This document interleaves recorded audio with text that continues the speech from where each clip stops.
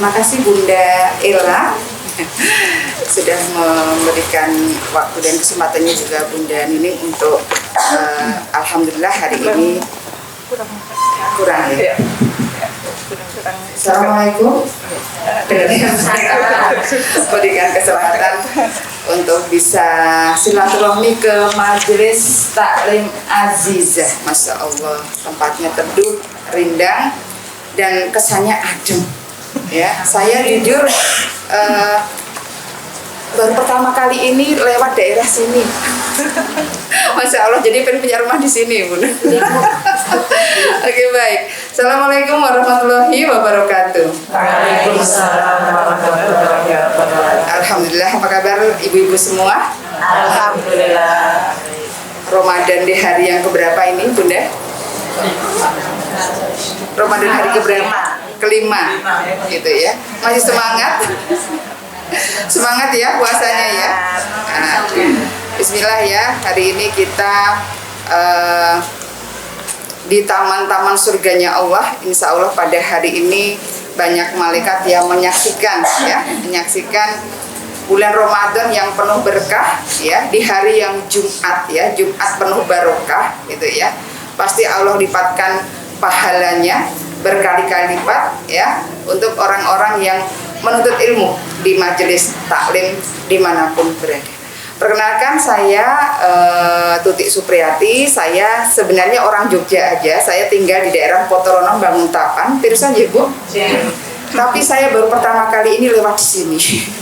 Kasihan banget ternyata selama ini saya hanya kenal di daerah Jalan Solo dan arah Bantul gitu ya. Masya Allah, saya bersyukur sekali. Pasti atas izin Allah ya, kita dipertemukan di tempat yang mulia ini gitu ya. Seperti yang disampaikan oleh Bunda Ella tadi, materi pada pagi hari ini kita akan bicara masalah Ramadan sebagai pintu pembuka rezeki gitu. Biasanya bulan Ramadan itu istilah nama lainnya apa Bunda? Bulan apa? Orang mengenal bulan Ramadan itu bulan apa Bun? Penuh berkah. Bulan penuh berkah. Terus bulan apa lagi? Bulan ampunan. Bulan apa lagi? Bundanya pinter-pinter nih. Bulan sedekah begitu ya. Kemudian bulan apa lagi? Penuh rahmat. Wah, pokoknya bulan yang paling istimewa. Ya, jadi kita harus sungguh-sungguh nih menyambut bulan Ramadan gitu ya. Jangan sampai kita menyambut bulan Ramadan tuh hanya menyampaikan ketemu Ramadan lagi deh, puasa lagi deh. Ada nggak yang gitu kira-kira? Nggak ada ya. Ibu-ibu majelis majelis taklim Azizah nggak ada yang seperti itu ya Bun ya. Menyambut dengan sukacita, gembira. Ini bulan istimewa. Saya kepingin Ramadan tahun ini pastinya lebih baik daripada tahun sebelumnya gitu ya. Bagaimana saya meningkatkan amal soleh gitu ya di bulan yang penuh berkah ini, karena memang pahalanya itu berlipat-lipat ibu-ibu semua ya. Jadi memang kita menyambut dengan penuh sukacita gitu ya. Tapi kemudian kok pas bulan Ramadan gini apa-apa semua naik ya Bu ya. Harganya itu bukan naik lagi Bu, tapi harganya apa Bu? Ganti harga. Jadi bulan puasa yang harusnya kusuk, harusnya kita penuh dengan ibadah yang maksimal, tapi terganggu karena harga yang mahal. Ada nggak ya Bu ya? Mudah-mudahan tidak ya. Tapi ada beberapa ibu-ibu di luar sana itu ada yang berkeluh kesah seperti itu. Gitu. Aduh gimana ya Bu ya, saya tuh belum lebaran udah mikir dari sekarang ya, harga-harga kayak gini nanti pas lebaran kayak apa gitu. Nanti ini aja ya ibu-ibu tahu sendirilah ya Bu ya, saya nggak perlu kasih tahu harga naiknya berapa gitu ya Bu ya. Pasti ibu-ibu merasakan gitu betapa dampaknya itu luar biasa gitu ya, luar biasa. Ganti harga, kalau ibu bilang tuh udah ganti harga lagi. Sekarang dulu 50.000 tuh dapatnya tuh banyak, 2 kresek gitu. Sekarang 50.000 dapat apa Bu? Dapat cuma 2 atau 3 barang aja, betul nggak? Seperti itu gitu ya. Nah, berkaitan dengan itu saya memang sangat tertarik sekali gitu ya Bu ya, hal-hal yang berhubungan dengan rezeki. gimana sih memanfaatkan bulan Ramadan ini gitu ya, agar rezeki kita itu berlimpah, berkelimpahan gitu ya. Kira-kira di sini ibu-ibu siapa yang mau uangnya banyak? Saya tanya dulu, angkat tangannya. Saya. Angkat tangannya dong Bu. Di ruangan ini siapa yang mau uangnya banyak? Banyaknya mau yang seberapa? Cukup gitu ya. Cukupnya berapa Bu? Gitu ya. Gitu. Jadi uang banyak mau untuk apa Bu kira-kira Bu? Sedekah, terus sedekah bisa lebih banyak ya, kebutuhan tercukupi, mungkin bisa bantu banyak orang ya Bu ya. Pastinya hidup berkelimpahan itu pasti nikmat sekali ya Bu ya, berkelimpahan, baik itu rezeki tentang kesehatan, tentang keuangan, tentang apalagi kesempatan ya. Bunda-bunda bisa hadir di sini itu sebuah rezeki ya. Saya pun hadir ke sini rezeki buat saya. Saya punya saudara baru di daerah Tajem ini, masya Allah gitu. Saat tadi dalam perjalanan itu saya bersyukur banget ini. Begitu masuk langsung kayak masuknya ke kulkas gitu, adem gitu. Masya Allah tempatnya nyaman banget gitu ya. Jadi ini rezeki Bu. Jadi rezeki itu memang secara umum ya, orang menilai rezeki itu pasti bentuknya apa? Uang. Karena apa? Uang yang mungkin bisa diukur gitu ya, uang yang bisa dilihat gitu. Tapi sebenarnya rezeki itu banyak sekali Bunda ya. Rezeki tentang kesehatan ya, kesempatan, rezeki anak, rezeki pekerjaan ya, rezeki kemudian punya teman sahabat yang soleh dan soleha, itu rezeki yang besar. Karena disitulah kita akan menemukan energi yang benar-benar bisa saling menguatkan, bisa saling berdoa, bisa saling saling mengingatkan kebaikan gitu. Nah kemudian bagaimana kaitannya, korelasinya apa di Ramadan ini? Apakah kita bisa mendapatkan solusi gitu? Kira-kira mendapatkan nggak Bu? Dapat nggak kita dengan Ramadan ini, setelah Ramadan atau tidak nyampe Ramadan tiba-tiba kemudian Allah tuh berikan rezeki yang berlimpah untuk kita? Bisa ya, tapi kayaknya masih ragu-ragu. Bisanya tuh cuma pelan gitu ya. Bisanya yang semangat Bun. Bisa gitu ya. Bisa, karena itu Allah sesuai prasangka hambanya. Kalau kita kayaknya tuh nggak percaya deh, kayaknya aku udah dari kemarin begini katanya suruh istighfar banyak, rezekinya banyak, saya udah istighfar kok gini-gini aja gitu. Saya sudah sholat tobat kok gini-gini aja gitu. Ada yang merasa begitu nggak? Ada yang merasa gitu nggak? Saya dulu juga begitu. Saya bercerita biasanya dari pengalaman saya pribadi. Coba hari ini, ibu-ibu yang hadir hari ini siapa yang punya persoalan dalam hidupnya? Tapi kalau saya lihat muka-mukanya nggak ada yang punya persoalan nih. Mukanya cerah, ceria, mempesona, penuh senyum ya. Ini menunjukkan orang yang tidak punya persoalan. Bersyukur. Ya. Alhamdulillah ya. Tapi dalam hatinya saya nggak tahu. Kira-kira persoalannya apa, Bunda? Banyak. Nah, ini juga solusi Bun. Ramadan ini juga solusi untuk ya kita mendapatkan pertolongan dari Allah. Ya, baik persoalan yang menghimpit kita ataupun masalah ekonomi gitu ya. Kalau saya dulu persoalannya dikejar-kejar Bun. Gak ada di sini kayaknya. Ada. Saya pernah mengalami kondisi. Saya pernah di kondisi dikejar-kejar di kolektor. Itu persoalan hidup yang menghibit saya beberapa tahun lalu. Gitu. Kenapa kok sampai dikejar-kejar hutang gitu? Awalnya saya juga nggak paham Bu. Saya nggak paham kenapa hidup saya selalu menderita. Jadi kita ngomongnya nggak bagus tambah menderita Bun. Ya, kita hari ini juga belajar kita untuk berkata-kata yang positif ya, berkata-kata yang benar gitu. Kadang di antara kita tuh sering menjeruk nipisi pikiran kita sendiri. Paham nggak? Jadi sudah nggak baik kondisinya, tambah dikasih jeruk nipis terus, tambah kecut gitu hidupnya, gitu ya. Iya betul gitu ya. Karena kita bayangkan yang belum tuh terjadi, misalnya ya dulu ya. aduh nanti kalau rumah saya disita bagaimana gitu. Nanti kalau tes, halo, ya. Nanti kalau rumah saya disita bagaimana? Nanti kalau besok saya nggak bisa ke salon lagi, saya bagaimana? Nanti kalau anak saya nggak jadi nggak bisa pikir bagaimana? Padahal itu belum tentu terjadi. Tapi kita sudah menjeruk nipisin terus, dikasih tetesan jeruk nipis terus, yang terjadi apa? Ucapanmu adalah doamu. Ya, kata-katamu dikabulkan sama Allah. Tanpa sadar, ya, kita tuh sudah sebenarnya dari kita sendiri pikiran-pikiran negatif tadi, tidak positif tadi gitu. Iya. Kalau misalnya kita selalu berprasangka baik sama Allah gitu ya, atas kondisi yang nggak baik saat ini, misalnya Bunda saat ini titik terendah ya, saya nggak tahu persoalannya apa gitu ya. Katakanlah titik terendah sampai kemudian berdampak ke ekonomi gitu ya. Kalau kemudian kita itu menyalahkan keadaan, apalagi menyalahkan Allah gitu ya, semakin Bunda dilondre sama Allah sampai bersih. Tahu dilondre?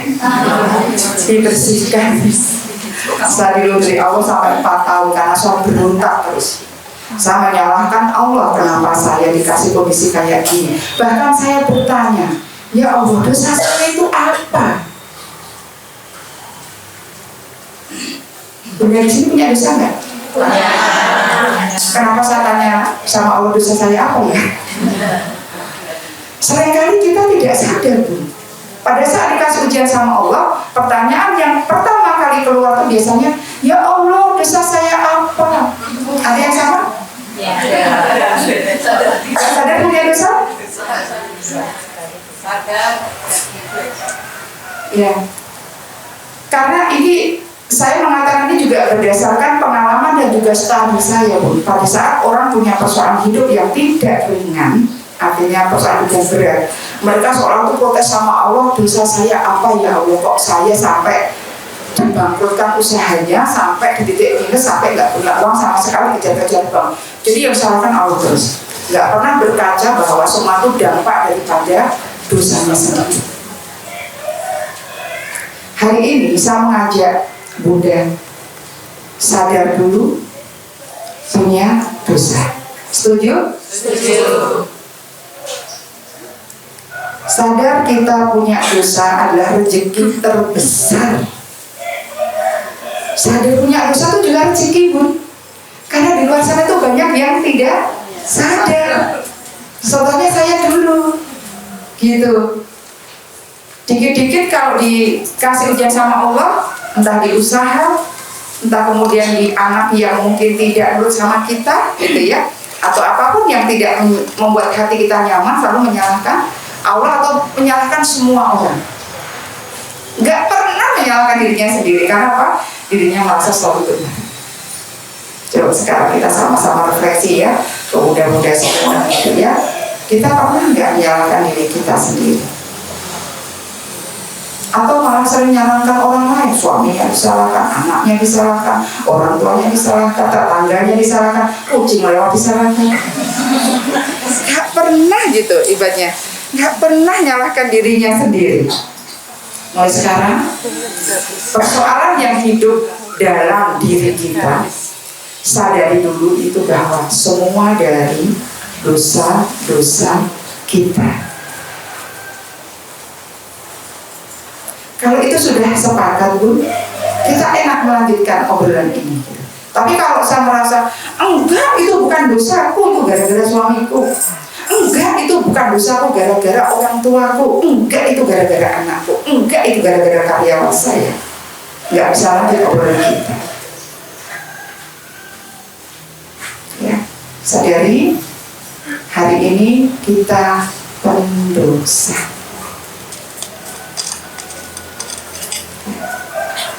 Siapa yang tidak punya dosa di muka bumi ini?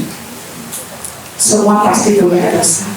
Tapi kadang tidak mau mengakui, tidak sadar punya dosa yang begitu banyak. Saya dulu, Bunda, kenapa saya kok nggak sadar punya dosa? Karena menurut saya, dosa itu adalah dosa-dosa yang sifatnya besar. Dosa membunuh, dosa merampok, dosa berzina, dosa mencuri, dosa apa lagi yang besar tuh kira-kira? Gibah. Gibah dosa besar ya Bu ya. Tapi orang tuh nggak sadar gitu kalau ternyata gibah itu sebagai dari dosa. Saya dulu nggak sadar di situ Bun. Saya pikir gibah itu tidak berdosa. Jadi kalau di kantor gitu ya, kita asik ngomongin teman sendiri, di lingkungan tetangga gitu ya, nggak sadar gitu kalau ketemu di tukang sayur ngomongin tetangganya sendiri. Pas nunggu anak sekolah gitu ya, tidak sadar sama mama kumpul nih, biasanya ngomongin apa?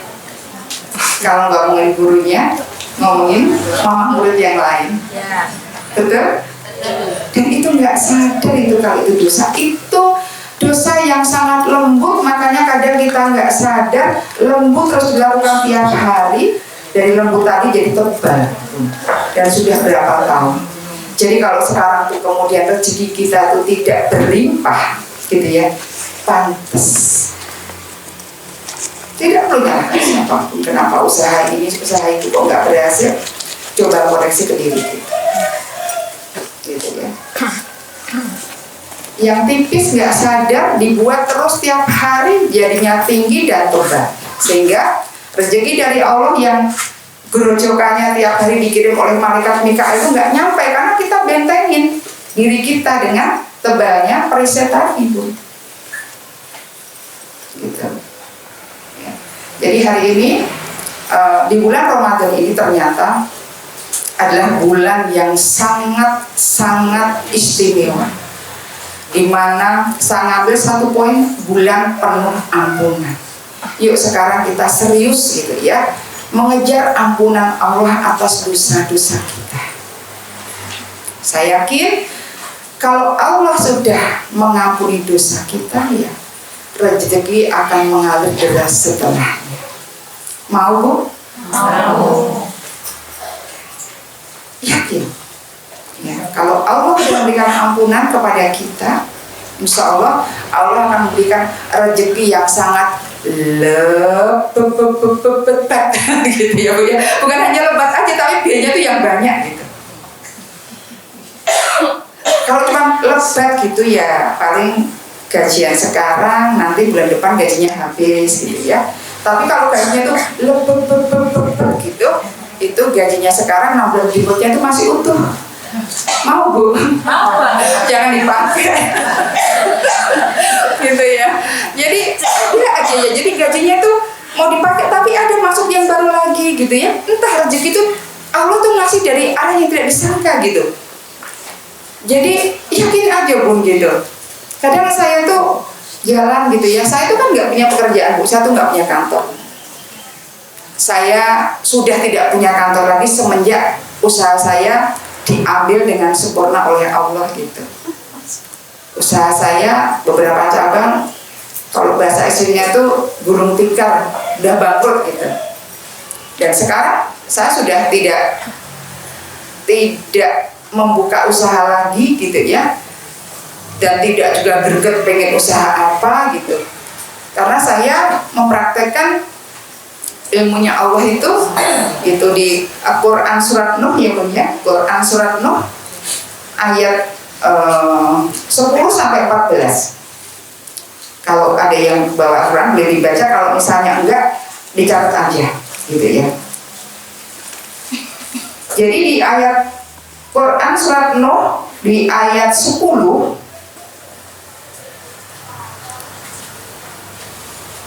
itu saya bacakan artinya. Maka aku katakan kepada mereka, mohonlah ampun kepada Tuhanmu, sesungguhnya Dia adalah Maha Pengampun. Ya. Setelah mohon ampun ya Bu ya, di ayat 11 di bawahnya, niscaya Dia Allah akan mengirimkan hujan kepadamu dengan lebat.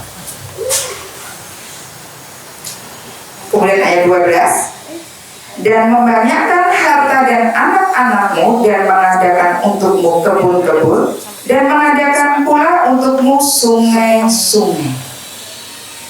Ya, nanti silakan dibuka di rumah kalau di Al-Quran ayat 10 sampai 14. Jadi ayat 10 itu menyatakan bahwa Allah itu menyuruh gitu ya kita untuk memohon ampun. Jadi artinya apa, Bun? Kita untuk beristighfar atau kemudian bersolat taubat. Setelah kemudian kita mohon ampun ya kepada Allah gitu ya, niscaya Dia akan mengirimkan hujan kepadamu dengan lebat. Setelah mohon ampun ya, tobatnya diterima, maka Allah mengirimkan hujan yang sangat lebat. Hujan di sini diidentikan dengan rezeki. Ya. Selanjutnya setelah hujannya lebat gitu ya, dan membanyakan harta dan anak-anakmu, maka akan banyaklah harta dan anak-anakmu, bukan saja anak-anak biologis tapi bisa anak-anak perusahaan, anak cabang ya, semua diperbanyak ya, dan mengadakan untukmu kebun-kebun ya, kebun juga diberikan rezeki, dan mengadakan untukmu sungai-sungai, di mana dalamnya ada air yang penuh. Jadi ya, mohon ampun ya, kemudian Allah berikan hujan yang sangat lebat, kemudian harta dibanyakan ya, anak-anak perusahaan berkembang, dan kemudian ada kebun-kebun ya, juga sungai-sungai ya. Ayat 13 nih, mengapa kamu tidak percaya akan kebesaran Allah? Sudah jelas-jelas disampaikan di ayat Al-Quran bahwa untuk mendapatkan rezeki yang lebat tadi dengan cara mohon ampun. Tapi Allah tuh tahu gitu ya, bahwa kenapa kamu tidak percaya? Emang bisa istighfar doang rezekinya banyak? Emang bisa sholat taubat rezekinya banyak gitu? Masih ada yang seperti itu biasanya. Aku loh sudah istighfar 1000 tiap hari, tapi kok saya masih gini-gini aja. Ada yang gitu nggak sih, Bu? Apa hanya saya dulu ya? Karena saya kurang ilmu waktu itu, jadi adanya memprotes ada sama Allah. Aku tuh sudah ya Allah, aku udah tobat tiap malam, nggak pernah lepas sebelum tahajud tobat. Sedekah nggak pernah lepas. Kemudian sholat on time, ya, ngaji nggak lepas. Tadi zikir, tobat, apapun ya saya lakukan, tapi kenapa saya masih gini-gini aja ya Allah? Ada yang tanya gitu nggak? Iya. Ada yang praktek, sudah praktek belum, Bu? Ada yang pernah dengar nggak sebelumnya kalau memang tobat itu membuka pintu rezeki? Ada ya? Karena memang ada dalam Al-Quran, Bu. Bukan omongan saya ya, ada dalam Al-Quran gitu. Tapi setelah kita praktek, saya praktek nih, setiap ilmu saya praktekkan. Ya, jadi Bunda nanti kalau dari sini sudah belajar, Bunda jangan hanya dengarkan tapi dipraktekkan. Ya, praktek nih, banyakin istighfar, sholat taubat, ya, apapun ditertibkan semua, merapat terus sama Allah karena kita pengen punya solusi dari persoalan hidup, apalagi yang berkaitan dengan ekonomi. Memang uang bukan segalanya, tapi tanpa uang ternyata gimana, Bu? 5M. Ya, kata orang kan emang uang bukan segalanya, tapi tanpa uang kita gimana? Banyak yang pusing ya, banyak yang jadi hidupnya nggak tenang gitu ya, ibadah jadi nggak tenang juga gitu gara-gara uang tidak ada di dompet gitu, betul nggak? Ya, karena saya ini pernah jadi pelaku, jadi saya sangat tahu betul gitu kondisi pada saat orang nggak punya duit mau beli bensin nggak bisa tuh, aduh pusingnya minta ampun. Punya mobil tapi nggak bisa ngisi bensin gimana, Bu? Aneh kan? Ya karena memang Allah nggak ngasih gitu, ya udah gitu aja. Dan itu saya pernah ngalamin. Akhirnya saya naik bis, gitu. Yang pastinya bayarnya lebih murah. Ya kalau sama ke Semarang, ke Solo atau sampai gitu. Kayaknya Allah tuh coba, kamu harus ngerasain gini deh. Kamu harus seperti ini. Dulu kamu udah dikasih hidup enak, tapi kamu mungkin nggak bersyukur, kamu mungkin sombong, kamu mungkin gini. Sekarang kamu rasain seperti itu. Jadi saya merasa ya Allah, setelah tahu ilmunya Allah itu, ya Allah pantas ya Allah dulu saya dikasih kehidupan seperti itu, dan akhirnya saya bisa bersyukur. Kalau dulu saya berontak terus gitu kesini-sininya, saya merasa bersyukur dikasih ujian yang luar biasa sehingga saya bisa mengambil hikmah. Andai waktu itu saya punya ilmunya Allah ini, pasti saya nggak akan protes sama Allah, pasti saya langsung sholat tobat. Ya, saya kan delay pun tahunnya itu delay. Pada saat usaha saya semua tutup gitu ya, saya ini masih kayak nantang sama Allah, nggak apa-apa tutup, saya akan buka usaha yang lain. Saya buka usaha lain ya, usaha dulu sebelumnya pendidikan Bu, saya punya lembaga pendidikan. Saya buka usaha lain, saya pernah jual baju, pernah jual parfum, pernah jual buku, pernah, pokoknya saya coba gitu ya. Karena kenapa saya begitu? Karena saya merasa masih punya tanggungan di bank banyak sekali. Kalau saya nanti nggak berusaha, nanti gimana nih gitu ya, ngangsur gitu ya. Tapi apa yang terjadi Bu? Allah tuh kayaknya nggak mau saya melakukan itu. Jadi saya buka usaha 6 bulan tutup, 6 bulan tutup, 6 bulan tutup, dan semua usaha yang saya pakai itu adalah tuh uang dari bank. Kalau kemudian saya pinjam di bank, tanda tangan 5 tahun, tiba-tiba usaha saya tiba-tiba tutup dalam 6 bulan, rasanya gimana Bu? Itu penderitaan luar biasa.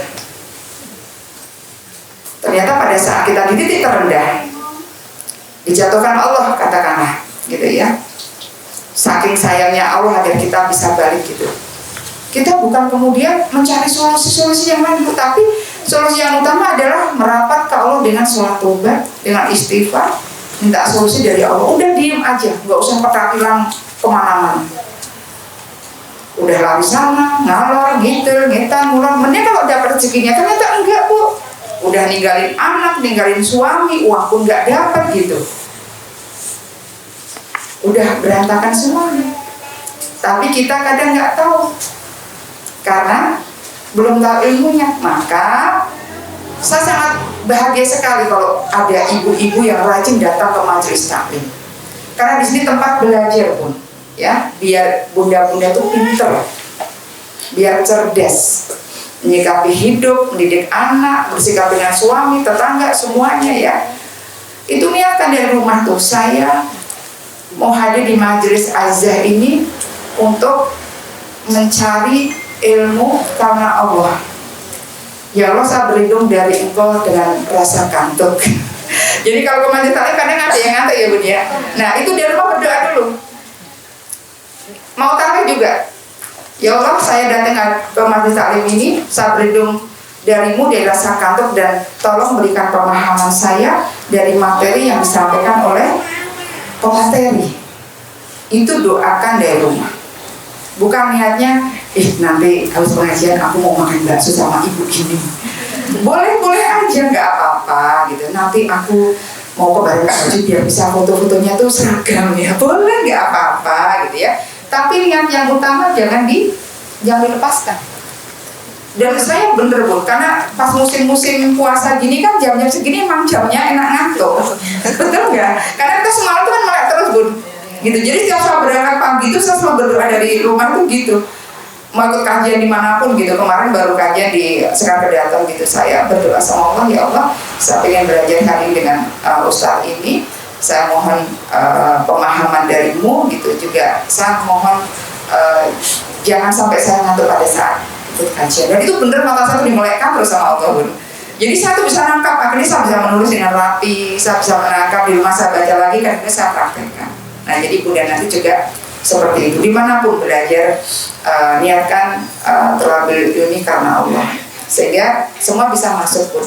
Kalau kita bisa paham, bisa masuk, akhirnya kita bisa praktek. Karena yang penting dari sebuah ilmu adalah bagaimana kita bisa mempraktekkan itu, gitu ya. Oke, lanjut. Ya, mengapa kamu tidak percaya akan kebesaran Allah gitu ya? Padahal Dia sungguhnya telah menciptakan kamu dalam beberapa tingkatan kejadian. Kita itu banyak yang nggak percaya.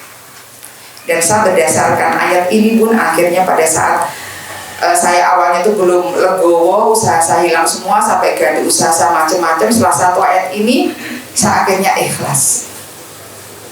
Ternyata rezeki kalau dari ayat ini bukan karena dari saya bekerja, rezeki bukan dari saya proyek, rezeki bukan saya dari apa ya, tapi saya ngambil satu bahwa Allah mengirimkan hujan lebat pada saat saya sudah mohon ampun sama Allah, sehingga waktu saya itu saya jadikan hidup saya itu tobat holik pun. Jadi kalau dulu itu saya tobat itu mungkin setahun sekali pas Ramadan aja. Sekarang tuh tiap hari sholat tobat terus pun gitu ya. Sebelum sholat tahajud pakai sholat tobat gitu ya, karena kita seharian berinteraksi dengan banyak orang. Saya takut ada kata-kata yang melukai teman saya, ada sikap saya mungkin yang melukai hati orang banyak, sehingga saya selalu setiap malam mohon ampun sama Allah. Barangkali di siang hari tadi saya menyakiti orang yang bertemu saya, gitu ya. Mungkin juga mungkin kita takut menyakiti pasangan kita, anak kita. Kadang kan kita sering tuh marahin anak kita yang masih punya anak-anak kecil ya seperti ini, biasanya kan aktif gitu ya, mungkin di rumah pernah nabrak gelas atau piring sehingga piringnya pecah gitu ya, dan mamanya tuh biasanya marah-marah karena piringnya tuh belinya dari Singapura, dari Eropa. Jadi mama itu marahnya tuh nggak parah gitu, astagfirullah, tapi astagfirullahnya tuh bukan mohon ampun gitu, jadi astagfirullahnya ya nggak tepat gitu. Astagfirullah tapi tuh nyubit anaknya, padahal arti astagfirullahaladzim itu apa Bun? Mohon ampun tuh dengan merunduk loh Bu. Astagfirullahaladzim, ya Allah ampuni saya salah, saya siap belajar ya Allah, ampuni saya salah, saya siap belajar, saya salah, praktekkan pun. Di situ kita sebenarnya harus menyadari bahwa kita itu loh manusia yang banyak salah, tapi kadang kita tidak tepat mengucapkan astagfirullah. Kalau ada kejadian apa gitu, astagfirullah tapi saya mendengar gitu, nunjuknya ke orang lain astagfirullah, padahal itu harusnya ke kita. Ya, mulai dipraktekkan ya Bun ya. Jadi yang sedikit-sedikit ini mungkin nanti bisa dipraktekkan untuk hidup kita tuh lebih baik lagi. Hidup kita tuh biar tenang. Apa sih Bu? Ternyata setelah saya mengalami beberapa kejadian kehidupan saya, kekayaan yang sungguhnya itu adalah ketenangan hati. Itu udah nggak ada lawannya Bun. Kalau hati itu udah tenang, damai, bahagia, hidup tuh serasa indah dan menakjubkan. Gak ada kegelisahan itu udah nggak ada lagi, gitu ya. Hidup itu indah dan sempurna. Karena termasuk misalnya saat ini pun Bunda baru punya persoalan hidup, itu juga indah dan sempurna dari Allah. Karena takdir Allah itu pasti benar adanya, nggak ada yang tidak tepat, gitu ya.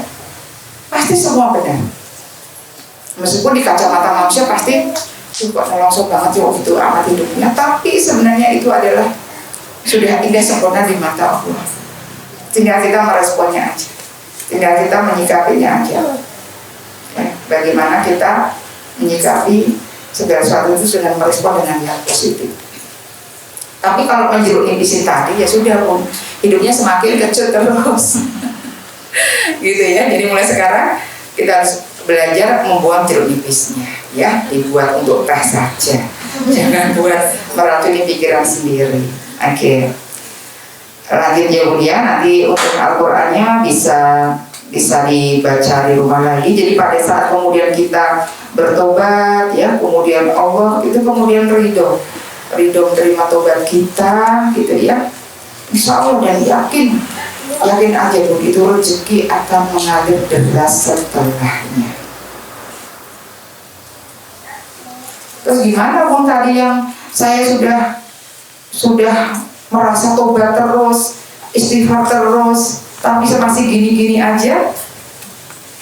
Saya kasih salah satu tip ya, salah satu dosa yang mungkin juga kita nggak sadar gitu, bahwa ternyata ada dosa atau ada rezeki yang tertahan karena rasa sakit hatinya orang lain. Apa itu maksudnya Bun? Gitu. Ternyata ada orang yang nggak ridho, gitu ya. Sebenarnya bukan karena Allah nggak mau ngasih rezeki, tapi ternyata ada orang nggak ridho kalau misalnya rezeki kita berlimpah karena kita tuh masih punya hubungan yang nggak bagus dengan orang itu. Ini rahasia, jangan dikasih tahu yang lain-lain, tapi boleh dijaga. Ya Bun ya.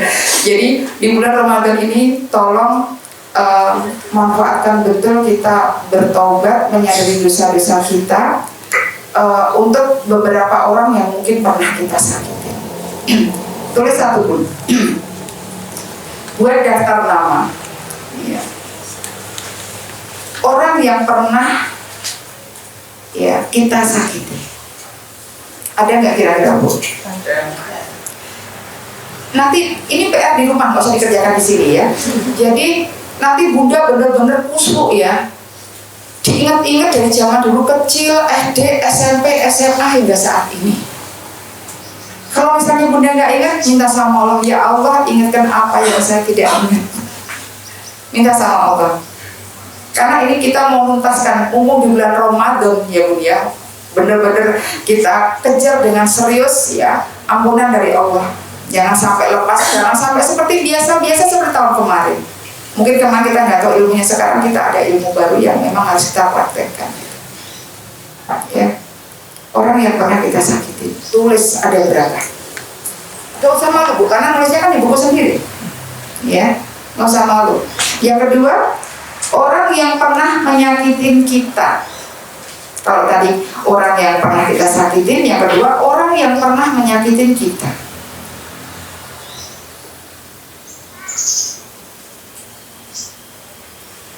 Ada nggak?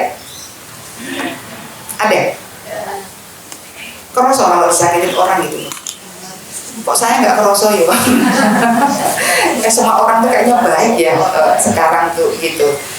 Tapi ini tolong nanti diingat-ingat betul ya, karena kita pengen bener.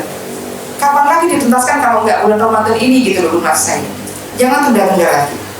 Yang ketiga, orang yang sedang bermasalah dengan kita saat ini coba diingat-ingat. Siapa orang yang bermasalah dengan kita? Biasanya kalau bermasalah itu biasanya masalah hutang piutang sih Bun. Gimana? Iya, hutang piutang atau mungkin masalah warisan sampai berantem dengan saudaranya, atau mungkin apa ya, bermasalah dengan kita mungkin ya sebuah kasus perceraian juga masuk dalam kondisi bermasalah dengan kita gitu ya. Diingat-ingat aja nanti apa tulis namanya. Nomor 4, orang yang belum bisa kita penuhi janjinya. Jadi kita suka janji palsu gitu, suka nebar janji ke banyak orang tapi nggak ditepatin. Contoh misalnya dulu waktu anak kita kecil, kita pernah berjanji, nah nanti kalau kamu juara kelas mau beli sepeda ya, gitu. Tahu-tahu anaknya udah kuliah nggak dibeliin aja. Apa dikira nggak ada dosa-dosa Bu? Janji yang belum ditepatin ya, meskipun ke anak ya. Atau mungkin pernah janji sama temennya ulang tahun gitu ya. Kamu ulang tahun kapan?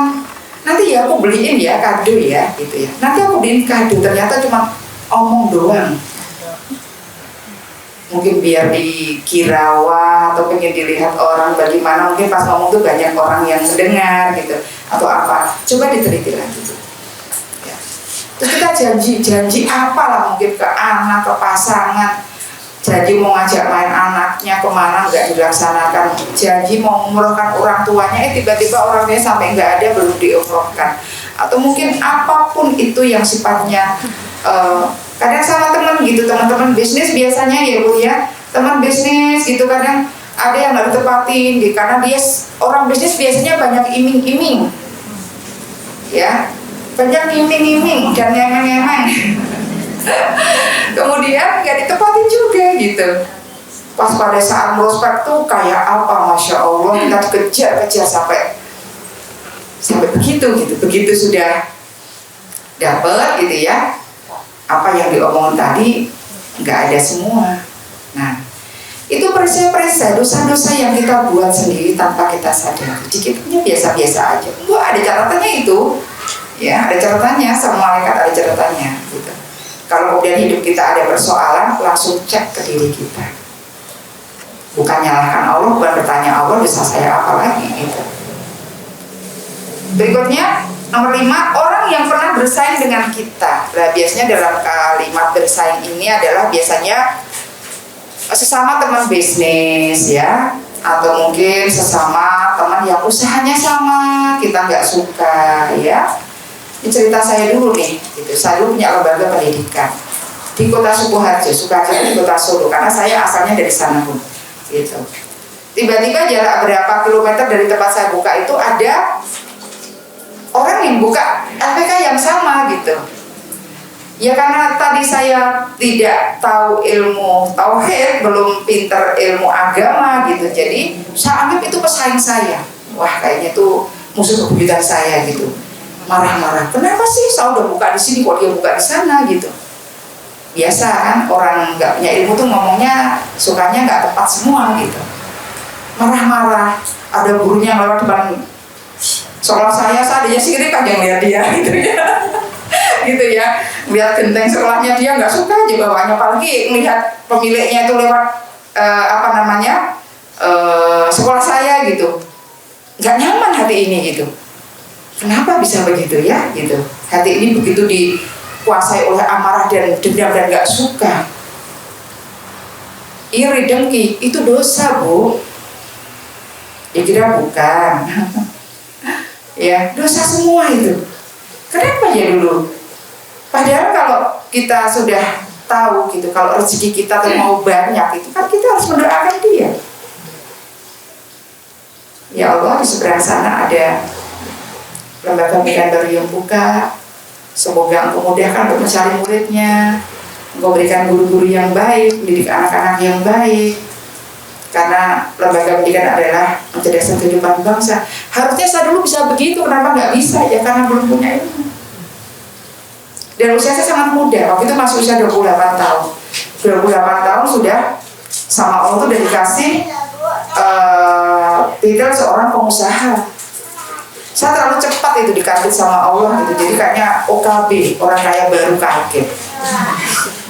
Jadi merasa kayaknya ini gara-gara saya, padahal bukan, tanpa Allah siapa kita, Bun? Ya, tapi dulu tuh saya merasa aku gitu loh, Bun. Kalau teman saya datang gitu, ih kamu kok bisa buka sekolah langsung, menurutmu oke gini-gini, siapa dulu dong gue. Sudah begitu.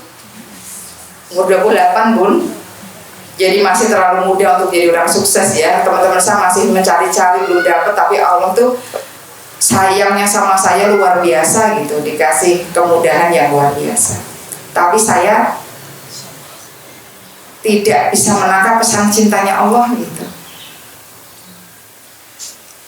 Itu karena sekolah saya itu booming. Pertama kalinya di kota Sukoharjo ada PAUD, ada pendidik guru PAUD TK gitu ya. Jadi membuat kompetitor itu pada berdatangan gitu.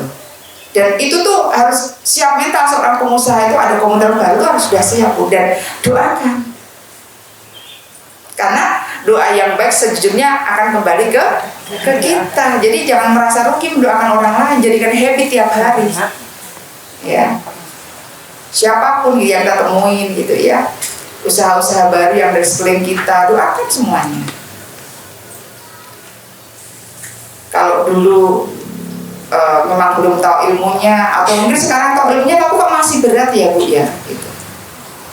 Sekarang saya setelah dikasih tahu benar itu, akhirnya saya pahami, aku nanti mau doakan warung sebelah saya, meskipun saya punya warung, sebelah dia warung tak doakan gitu. Tapi kok masih nggak ringan ya, gimana Bu? Allahumma paksakan.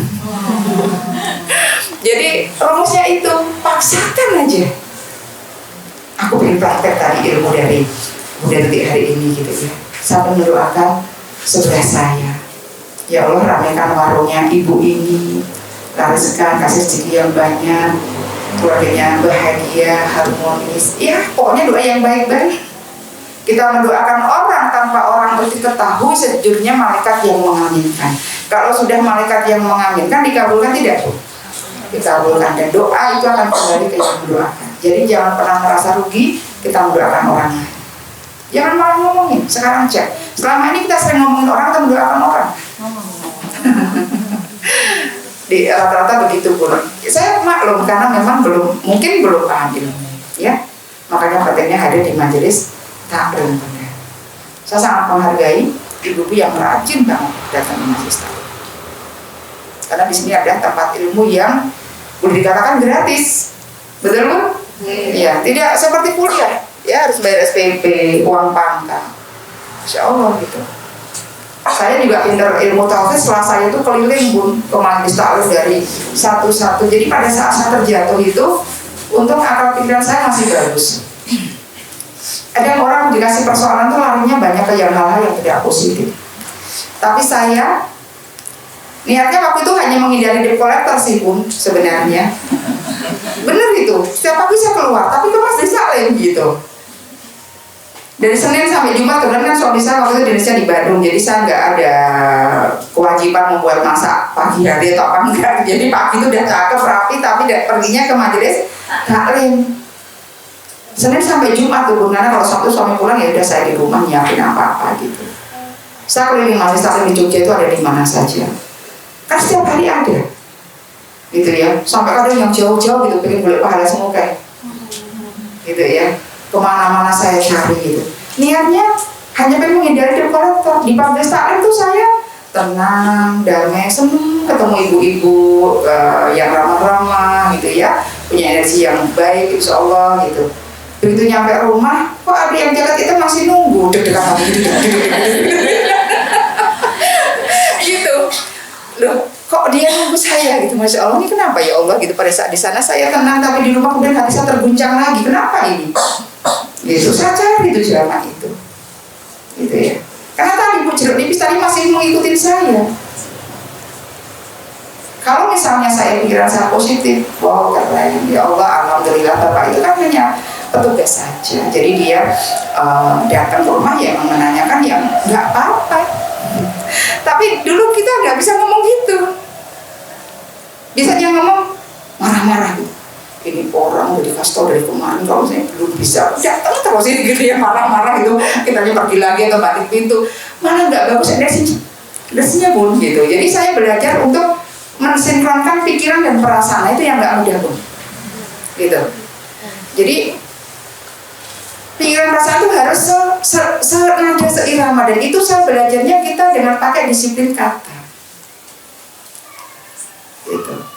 Nanti saya kasih materinya disiplin kata lain kali, nggak bisa hari ini, panjang gitu ya. Jadi gimana ya biar perasaan itu selalu seimbang gitu, biar tenang gitu ya, menyikapi apa-apa itu tenang, nggak cepat marah gitu ya, nggak cepat menyalahkan orang gitu ya. Setelah saya kenal, ya ini saya belajar dari ilmu magnet rezeki ya, pasti bunda-bunda pernah mendengar meskipun sedikit gitu ya.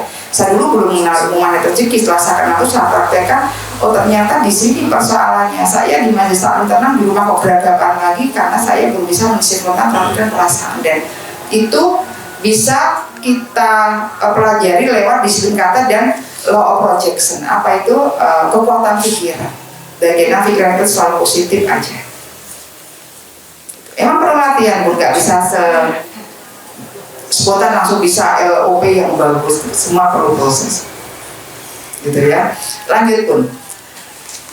Yang keenam, orang yang menginginkan kehancuran kita.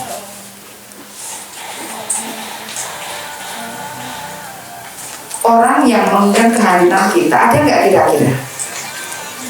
Ada nggak Bun? Ada. Orang yang mungkin iri sama kita, nggak suka sama kita, atau mungkin bekas pasangan, artinya pernah berkeluarga kemudian cerai gitu. Biasanya ada yang tidak terima gitu dan mendoakan, saya akan hancurkan hidupnya, saya akan hancurkan hidup suamiku, saya akan hancurkan hidup istriku. Ada, nggak terima takdir, tidak legowo, tidak ikhlas ya. Atau mungkin kalau dalam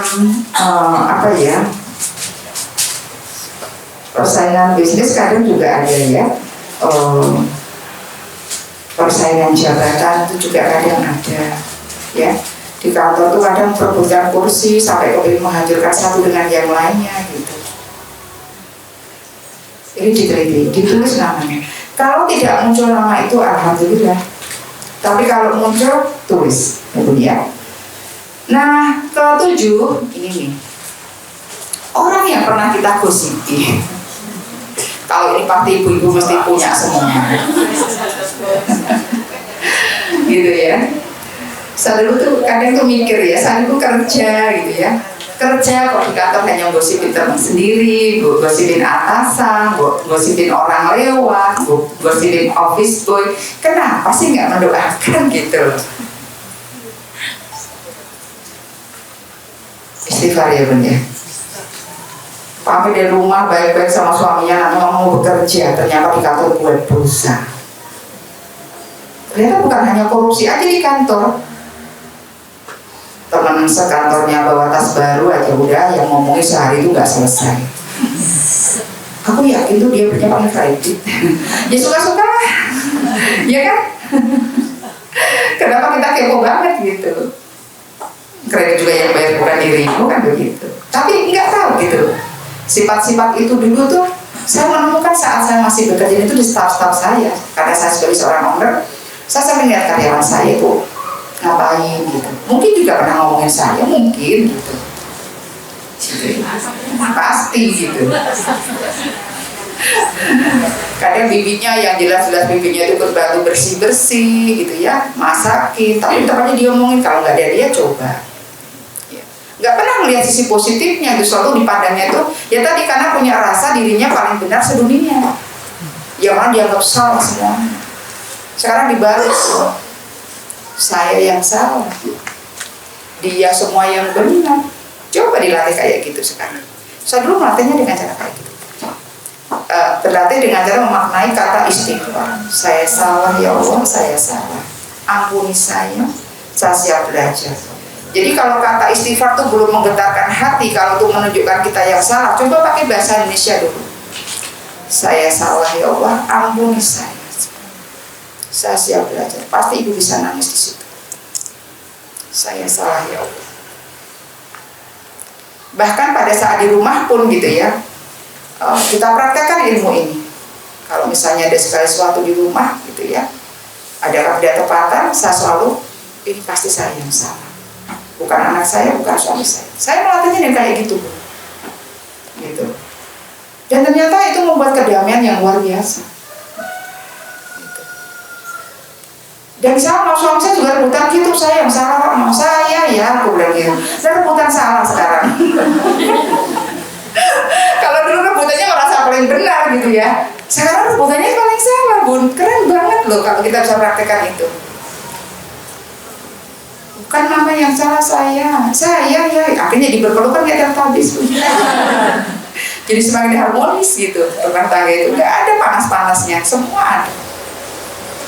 Dari hanya memahami arti kata istighfar itu luar biasa. Ya, kalau belum menggetarkan kata istighfar, pakai bahasa Indonesia dulu nggak apa-apa. Nah, kemudian gimana mentobati nama-nama? Nanti setelah mudah-mudah ketemu nama-namanya semuanya, ya. Karena memang sholat tobat itu tidak bisa secara jamaah, satu-satu. Sholat tobat minimal dua rakaat. Ya.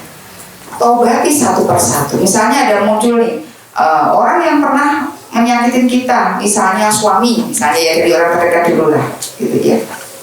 Sholat tobat tuh. Pertamanya self-talk dulu. Self-talk tuh dialog dulu sama Allah gitu sebelum kita kemudian usolli sunata tobati ya. Jadi kita menyadari gitu, ya Allah, hari ini saya mau bertobat dengan sungguh-sungguh, gitu ya. Karena saya punya kesalahan yang banyak kepada suami saya, ya, atau dengan siapa. Setelah self-talk seperti itu baru kemudian usolli sunata tobati rohani. Ilahi ta'ala, 2 rakaat aja untuk satu nama. Kalau misalnya Bunda mau nyolatin untuk 10 orang gitu ya, misalnya di nomor 1 tuh ada 10 orang atau berapa gitu ya, lakukan aja. Jadi kadang sehari itu bisa sholat tobat sampai 20 rakaat untuk 10 orang gitu. Nanti lanjutkan lagi untuk besok yang nomor berapa ya, sampai tuntas Bu. Kalau nanti Bunda bisa jalankan Bu, Bunda tuh tubuhnya tuh kayak enteng melayang-layang, kayak bebannya tuh kayak lepas, ya. Ada rasa plong dalam hati kita. Ternyata mungkin ini yang belum kita selesaikan, sehingga sampai hari ini kenapa hidup saya masih ada persoalan silih berganti. kenapa sampai hari ini hidup saya belum berkelimpahan, kenapa sampai hari ini hidup saya masih gini-gini aja, nggak ada perubahan apapun gitu ya. Semoga dari yang sedikit ini budaya bisa nanti udah praktekkan ya, dan nanti udah dicentangin Bun, dicentangin yang sudah dipraktek di suatu batin siapa gitu ya. Saya rasa mudah-mudahan pernah mendengar ya, jangan sampai memutuskan tali silaturahmi karena akan menghambat rezeki, betul ya. Ternyata di sini sumbatan-sumbatannya nih. Kalau kita misalnya ini suatu tobat aja gitu ya, belum ngerti ini tobatnya untuk siapa, ya kayaknya tuh kurang bermakna. Suatu tobatnya untuk siapa ini? Untuk dosa yang mana? Karena dosanya saking banyaknya. Maka kemudian kenapa saya suruh untuk menulis satu-satu ditobati.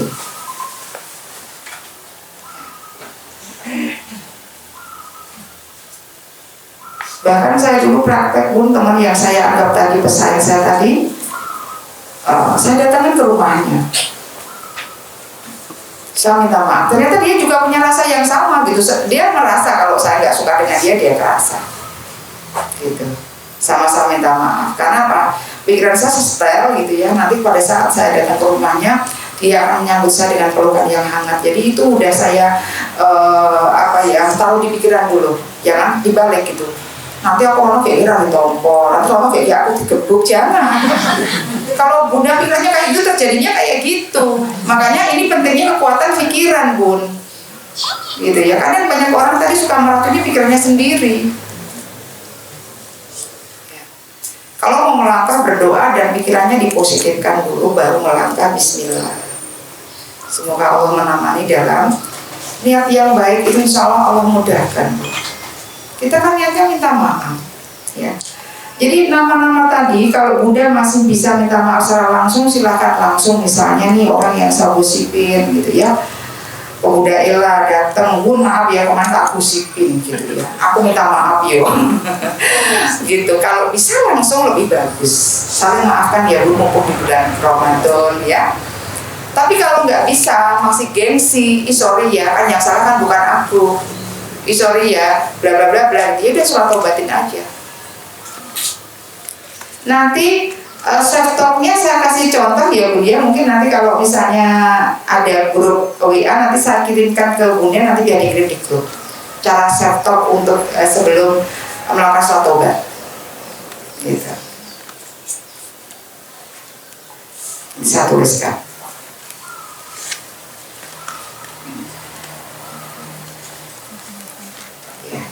Ternyata dari Quran surat Nuh itu ya Bun ya, ayat 10 sampai ayat 14, ingin rezekinya lancar, ingin rezekinya dasar itu ternyata hanya membongkar perisai rezeki kita, dosa-dosa kita lewat sholat tobat.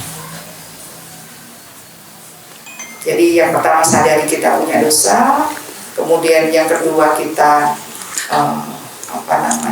kita uraikan gitu ya, kita uraikan satu persatu dengan ayat-ayat yang sudah saya buat tadi, kemudian sholat tobat. Jika Allah sudah mengampuni, Masya Allah yakin Bu ya, rezeki akan deras mengalir setelahnya. Saya itu kadang juga mikir gitu, mungkin secara nilai uang gitu, pada saat saya dulu masih punya usaha pasti uangnya banyak dong Bu, karena saya itu punya lembaga pendidikan tuh ada 13 cabang, dan itu nggak ada satupun kalau udah berkehendak Allah tuh tinggal nyembalikan aja Bun, bukan satu-satu diambil sama Allah, nggak gitu, itu masih ngayomi saya. Ini beruntun Bun gitu. Kenapa sampai 13 cabang gitu? Karena dulu saya ngikutin suami saya di dinas kemana-mana, saya ikut, tapi pada saat itu tuh LOP-nya itu buka usaha gitu. Jadi suami saya tidak dinas ke mana, ke Kalimantan misalnya, waktu itu di Banjarmasin saya bisa buka cabang sampai 5 di sana. Itu tadi mungkin saya pintar di entrepreneur tapi tidak pintar di tauhid waktu itu. Pada saat dikasih uang yang banyak, Apalagi di Kalimantan itu satu cabang itu bisa menghasilkan 25 juta itu bersih, Bun. Kalau di Jawa paling 5 juta. Dan kalau 13 juta, sekarang hitung-hitungan aja yang terendah ya. Kalau misalnya cabang saya itu 5 juta hasilnya tiap bulan, kalau 13 juta itu berapa hasil saya, Bun? 65. Yang mungkin kurang lebih seperti gaji anggota DPR ya, Bun ya. Mungkin kurang lebih gitu ya. Dan saya di usia sangat muda dikasih kemudian sama Allah seperti itu, sehingga secara tauhid saya belum kuat, sehingga banyak uang saya pakai hanya foya-foya, jalan, senang-senang sama teman. Buka cabang lagi, dia ada uang, buka cabang lagi gitu. Jadi kadang kalau ada suami itu di satu kota itu mesti buka cabangnya nggak hanya 1 tahun, lebih dari 1. Karena memang uang itu ada. Tapi saya kok nggak nyangkal deh ya buat pondok gitu, nggak mikir waktu itu, Bun. Gitu ya, belum gitu. Karena masih ini kemeronggo. Apa tuh namanya, masih muda, jiwa muda ya, beliau 30-an gitu ya. Wah, kemana-mana gitu, dadet banget gitu ya, Bun ya. Buka lagi gitu tuh. Dan itu sendiri, Bun. Sendiri gitu. Ternyata memang Allah kalau udah berkehendak itu, ya itu dasar. Tinggal balikin aja sudah. Sampai bukan 0 lagi, Bun, kalau 1 minus, bukan 0 lagi, minus gitu. Karena waktu itu kalau saya udah mandek, otomatis yang dipakai ke bank kan gajinya suami ya, kepada gaji suami kan untuk makan, Bun. Ya udah minus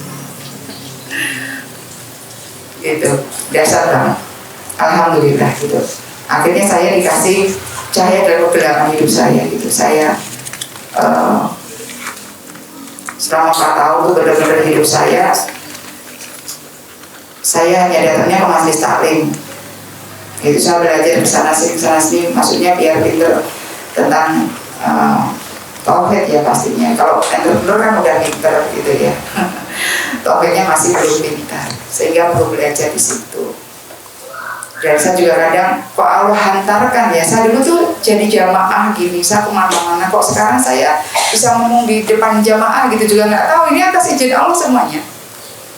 Karena saya hanya cerita dari pengalaman saya aja, Bun. Sebenarnya saya kompet dengan ilmu mana rezeki. Kebetulan Ustaz Nasrullah, beliau adalah orang yang ibaratnya wasilah beliaulah saya kemudian menemukan Allah gitu. Lewat beliaulah kemudian saya menyadari dosa-dosa saya. Lewat beliaulah saya sadar apa arti taubat. Lewat beliaulah saya akhirnya berani saya melepas semuanya. Saya sudah nggak berpikir buka usaha atau apapun gitu ya. Waktu itu hanya jadi tobat holik aja tiap hari gitu ya. Itu akhirnya kedamaian itu ada di hati saya, dan pelan-pelan itu Allah membukakan rezeki. Dan dalam waktu 1 tahun setelah saya bertobat itu 5 amanah di bank itu tiba-tiba lunas, dan saya kadang nggak ngerti gitu, saya nggak kerja kok bisa lunasi di bank gitu. Itu dasarnya pada saat saya benar-benar udah menyerah gitu, istilahnya benar-benar perlu pertolongan Allah gitu. Tiba-tiba Allah lunaskan 5 bank ya dalam waktu setahun ya. Saya praktek benar-benar setahun 5 bank lunas, dan saya tuh mikir gitu lah, saya itu kan nggak bekerja tuh, udah nggak punya hasil lagi gitu. Tapi itulah namanya keajaiban. Keajaiban tuh bisa hadir bagi orang yang percaya. Kalau kita nggak percaya, nggak akan hadir keajaiban dalam Buddha gitu. Dan kalau kita tuh sudah koneksi sama Allah, komunikasi terus sama Allah tuh, Bun, kayaknya hidup tuh seperti hidup di surga sebelum surga yang sebenarnya. Hidup tuh kayak dimanja sama Allah, kayaknya minta ini itu kayaknya cering gitu, senang gak, Bu? gitu. Meskipun saya hanya minta spray, minta apa, ya aku itu nggak punya duit kok, Bu. Jadi ya pengen itu dialog sama Allah gitu. Tahu-tahu nanti ada yang ngirim spray ke rumah, nggak ngerti juga gitu. Jadi banyak cara Allah gitu. Pengen ganti korden, ganti suasana baru kan ini gitu ya. Tiba-tiba itu kayak dihubungkan gitu sama orang-orang yang terkoneksi gitu. Dan lebih dasarnya lagi tuh mobil gitu. Saya bilang tuh sama Allah, ya Allah, waktu itu kan mobil udah semua dijual, pokoknya udah nggak punya kendaraan. Saya pengen punya mobil, tapi saya nggak mau kredit ya Allah, saya takut dikejar-kejar. nggak mau, bener-bener ya Allah saya nggak mau. Tapi saya minta mobil yang baru, gitu. Dan ini ceritanya tuh unik gitu loh Bu, istilahnya tuh waktu pandemi itu kan saya ya pas pengennya berdoa pengennya ambil tanpa kredit, saya sering datang ke showroom, dan showroom itu kan sepi memang karena kan memang pandemi itu penjualan apapun itu kan tidak bagus, baik showroom baik orang makan kan ada yang tutup juga dan lain sebagainya gitu. Ini saya ke showroom sampai ditanyain sama, padahal saya cuma sholawatan aja kalau ke showroom itu nggak ngapa-ngapain. Sampai diapain sama yang punya toko itu, Bu jenengan jual mobil nomor, iya Pak saya nyariin gitu ya, pengen mobil yang warna putih gitu ya, yang tahun sekian, mesti lebar apa-apa gini.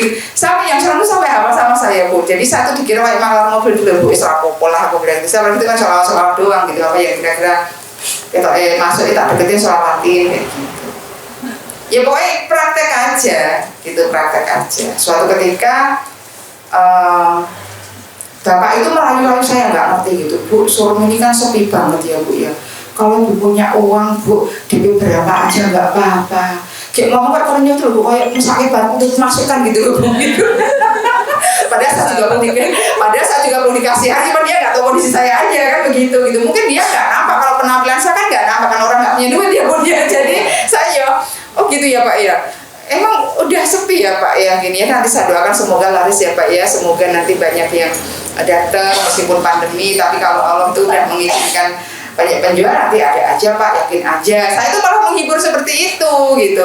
Aku nggak kenal dia juga ini kenal ini kok, dia kok komunikasi sama saya terus Bu, saya minta nomor WA terus WA saya terus gitu. Suatu ketika dia cerita, Bu ini loh ada mobil tuh cuman bekas drive-thru tuh loh Bu, cuma nolaknya dikit kayak gitu kan, Ibu kalau mau gitu kan. Ya kan saya nggak punya duit toh, ya bilangnya gimana gitu. Ya saya bilang nanti saya tak berdoa dulu ya Pak, nanti kalau misalnya Allah kasih nanti saya mau deh gitu. Beberapa bulan gitu di WA lagi gitu ya. Jadi kan aku semakin berdoa terus, padahal saya juga belum siap gitu. Terus waktu itu ya dapat uang dari mana saya nggak tahu, 20 jutaan gitu. Dari suami apa ya, saya lupa, saya bilang gitu, Pak saya punya uang 20 juta, ya kan jauh banget, harganya kan di atas 100 gitu kan, gitu. Masa Bu dia itu loh orang punya suruh saya nggak punya masa kan dia, Bu nggak apa-apa Bu, 20 juta juga nggak apa-apa. Itu kalau nggak kemudian Allah izinkan loh Bu, masuk mobil di 120 juta, saya punya 20 juta tuh, 20 juta dikasihkan loh Bu, gimana sih, saya tuh kan bingung. Saya bilang, tolong Pak saya ngasih duit nitip aja, tapi mobilnya masih di showroom aja, aku nggak mau dikejar-kejar utang, saya bilang gitu. Saya bantu aja, Bapak kan nggak punya pemasukan gitu, ini saya punya uang tapi juga nggak kepake juga sih Pak, memang alokasinya untuk mobil tapi masih kurang banyak gitu. Dia saya menghibur, Bu nggak apa-apa kalau Ibu ikhlas, Ibu ini 20 juta titipin aja, mobil mau dipakai nggak apa-apa, saya nggak mau gitu. Ya lucu ya Bun ya, datangnya keajaiban dari Allah itu dengan cara-cara tangan Allah yang kadang kita nggak sangka. Dan itu saya sama orang pemilik diri juga nggak kenal kok, nggak kenal saya, nggak saya tambah-tambah. Lah kok pas mau lebaran itu bilang ke rumah, Bu besok kan showroom tutup, saya nggak mau nanti kalau mobil ada apa-apa, jadi mobil saya titip di rumah Ibu aja. Masya Allah, aku bilang kayak gitu. Saya juga mau mudik ke Solo Pak, nanti di rumah saya juga kosong, saya bilang gitu. Nggak apa-apa, Ibu pakai aja. Coba gimana? Merinding, nangis, dan saya nyebut Allah terus itu. Luar biasa gitu kalau Allah itu udah bekerja gitu ya. Minta apa-apa gitu, kita tuh kayak dikasih kemudahan aja gitu. Jadi manfaatkan momentum Ramadan ini Pun sungguh-sungguh, karena dulu saya tuh ibadah sampai glosor di hadapan Allah. Tahu glosor Bu? Jadi glosor tuh yang bener-bener gitu. Sholat duha pun sampai 12 rakaat, sholat tiap hari gitu ya.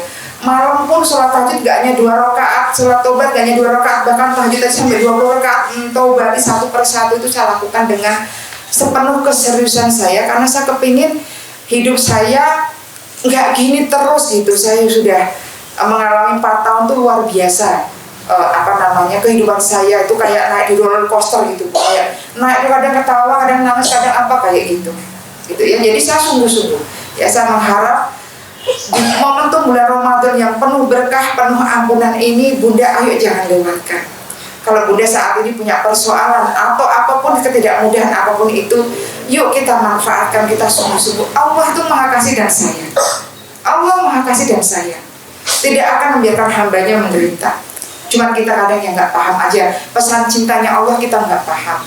Maka mulai hari ini Bunda bismillah ya, semoga minta sama Allah dimudahkan untuk merapat, dimudahkan untuk praktek, dimudahkan untuk melaksanakan apa yang Allah inginkan. Saya rasa materi dari saya. Kalau cerita tentang saya itu rasa ceritain nanti saya nangis lagi, Bun. Karena emang luar biasa gitu, dan kadang takjubnya saya, makanya saya selalu tiap hari saya bilang begini sama Allah, ya Allah, hari ini saya bahagia dan mengucap syukur. Tiap hari Bunda ucapkan seperti itu, apapun keadaannya. Ya Allah, hari ini saya bahagia dan mengucap syukur untuk hidupku yang indah dan menakjubkan, untuk hidupku yang indah dan bahagia. Itu nanti yang akan terjadi dalam kehidupan Bunda. Saya ucapkan terus setiap pagi, setiap bangun tidur, ya. Dan alhamdulillah gitu, kehidupan saya kayak dilingkupi hanya kebahagiaan aja sekarang gitu ya. Apapun gitu yang ada dalam kehidupan saya, itu hanya kebahagiaan yang menghampiri saya, karena saya selalu afirmasi dengan hal yang positif agar Allah menghadirkan sesuatu yang bahagia dalam kehidupan saya.